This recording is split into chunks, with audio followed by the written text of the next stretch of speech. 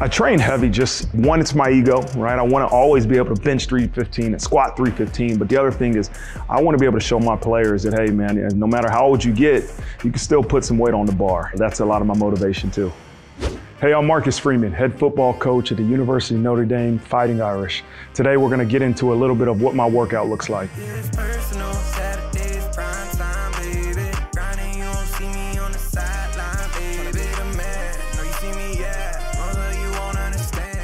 I've always been a guy that's worked out from the time I was little. My father used to wake me up early in the morning, me and my older brother, and make us work out. For me, as I played sports, I realized working out is so beneficial to seeing you have success on the football field or on the track or on the wrestling mat as those different sports that I did. And it's something when I got done playing football that I continue to do. And it's for setting a good example for your kids, your players, but more importantly, it's for personal health. I never train with our players. I don't want to embarrass myself, and I don't want to give them the pleasure of knowing they might be stronger or faster than me, but I always train when they're in here. It's really important for me that they see me in here training. I might not be able to do their workouts, but they're going to know that their head coach is in here early in the morning and he's training right with them.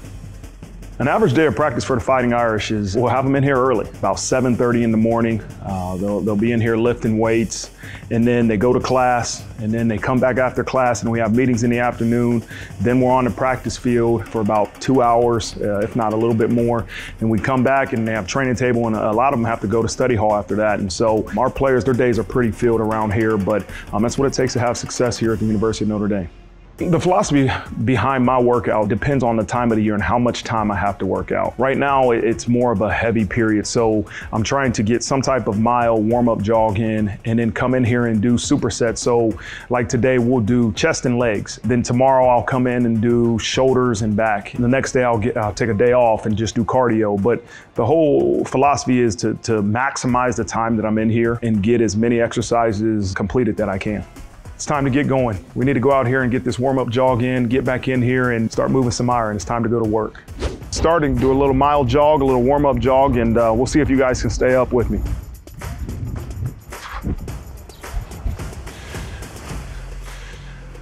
My workout when I was a player, I was a linebacker, and everything was calculated. You were trying to hit a certain speed or a certain number of reps, whereas now I don't do those type of workouts. For me now, it's more I want to get a jog in and hit a certain amount of body parts a day and make sure I'm just staying healthy. And I finish and I say a quick prayer right here in front of Jesus Christ for my gratitude to be alive. And so I say a quick thank you prayer. I head back and let's get to work.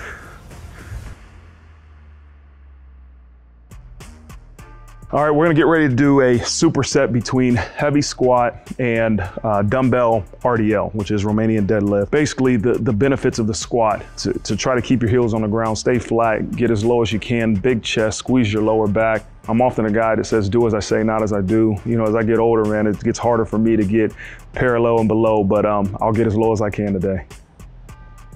And then we'll go right into the dumbbell RDLs where, again, it's mostly your hamstrings, but again, it's so good for your posture, especially for me and athletes that get out of playing sports. This is a great exercise for your back half, but also for your posture.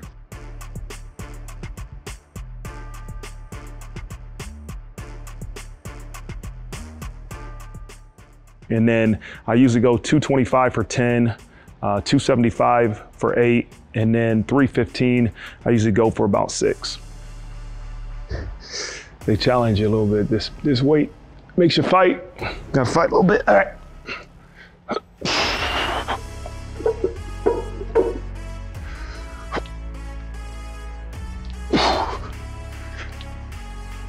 My current training goals are just to really lift 5 days a week, get enough cardio in to stay in shape, and that's why I'm in this weight room. So that's my current training goals. They change depending on the time of the year. If we're in the middle of season, I won't have as much time as I have now to spend in the weight room, so I have to adjust my workouts accordingly.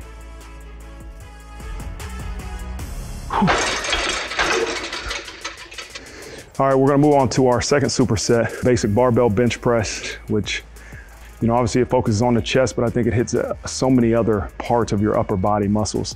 10, 8, 6, and usually I try to get about 4 to 5 with 315, probably 4. And then we'll superset that with leg press.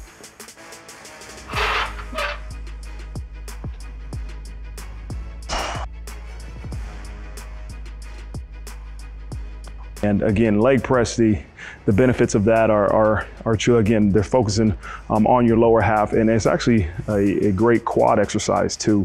But also the importance of the leg press is your seat position, right? Where your seat is, making sure it's in the right position that you can get the full range of motion, but also where your feet are positioned, and making sure that you breathe throughout the entirety of the exercise. And then I'll probably go 12, 10, 8, usually with the leg press. And then I finish with a calf raises I'll go 10 straight.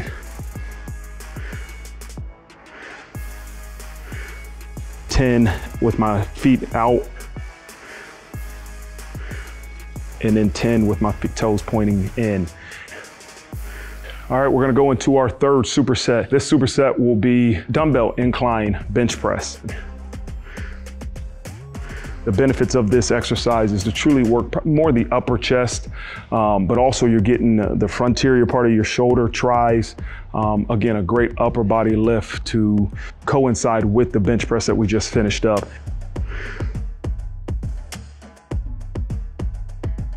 And then we're gonna superset this with glute ham exercise, which is really an exercise for your hamstrings. We're really contracting that hamstring instead of like the RDLs. When we did the RDLs was lengthening the hamstring. Now we're contracting it, right? You're really lengthening your back, your glutes, and then you're squeezing, right? You're contracting your lower back to this point. Then you take just a breath, right? About a half-second breath, and then you really have to pull and contract your hamstring from this point to the finish position of this point, right? So as you think about this entire exercise, you're starting here in full range of motion position, you're lengthening your back, your hamstrings, your glutes, right? You're pulling to here, which is your lower back, you're flexing and contracting your lower back, and then you finish the exercise contracting down your glutes down into your hamstrings in this position, and then back to the start. So this is the last exercise, dumbbell chest fly. We'll go three sets of 10 on the dumbbell chest flies. With dumbbell chest flies, and we've done 4 legs, we did 3 upper bodies, and I wanna get the 4th chest in, and we start off with the compound exercises, the squat, but the bench press. And as you look at the dumbbell bench press, you know, again, working your chest, your frontier, your shoulder, your triceps. Now you're truly isolating the chest, right? Is chest flies are truly an isolated exercise. Again, really stretching out the muscles and controlling the dumbbells as you go down. And then you want to explode and squeeze as much as you can when you come up and contract your muscles.